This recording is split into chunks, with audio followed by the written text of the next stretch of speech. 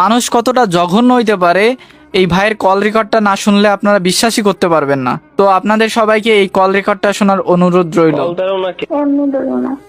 এমনি কেন কথা কইতা না আমার লগে আর না কি লেগা? তো কইছি না। আচ্ছা তুমি কল কাটতো না আমার লগে অনেক একটু কথা কও। আমার জীবন অন্য কেউ আছে। কে এসে? অন্য কেউ। কে এসে? অন্য কেউ আছে।